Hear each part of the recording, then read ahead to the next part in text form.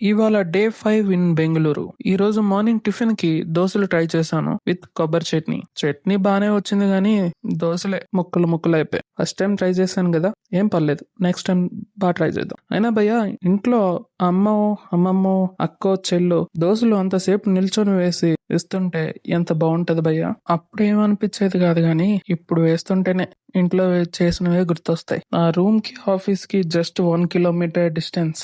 ఈ 1 kilometre travel చేయడానికి నాకు టైం మాత్రం 30 మినిట్స్ పడుతుంది. నా లైఫ్ లో 1 కిలోమీటర్ ట్రావెల్ చేయడానికి ఇంత కష్టపడతాను అని ఎప్పుడూ అనుకోలేదు. ఆఫీస్ కి సేఫ్ గా 30 మినిట్స్ కష్టపడి రీచ్ అయ్యి కొంచెం సీరియస్ గా వర్క్ కంప్లీట్ చేసుకుని రూమ్ కి రీచ్ అయిపోయాను. ఈ రోజు రూమ్ లో బట్టలు చూసి చిన్నప్పుడు ఆడుకొని బట్టలన్నీ మురిగా వేసుకొని ఇంటికి వెళ్తే అమ్మ తిట్టే తిట్లు గుర్తొచ్చాయి భయ్య. అప్పుడు తెలియలేదు గాని ఇప్పుడు ఇంత వయసు వచ్చాక నా బట్టలు నేను ఉతుక్కుంటే తెలిసొస్తుంది ఆ బాధ అంతా. ఈ రోజు రూమ్ అంతా నీట్గా క్లీన్ చేస్తే చూడండి ఎంత అందంగా ఉందో. ఒక బ్యాచిలర్ రూమ్ ఇంత నీట్ గా ఎప్పుడైనా చూసారా? ఈ రోజు రూమ్ అంతా క్లీన్ చేసేసరికి నైట్ అయిపోయింది. ఇంకా రూమ్ లో కర్రీ చేసుకొని ఓపిక లేదు. బయట తినేసి పడుకుండిపోయాను. రేపు డే 6 లో మా బెంగళూరు ఆఫీస్ స్టాఫ్ ని కలుద్దాం.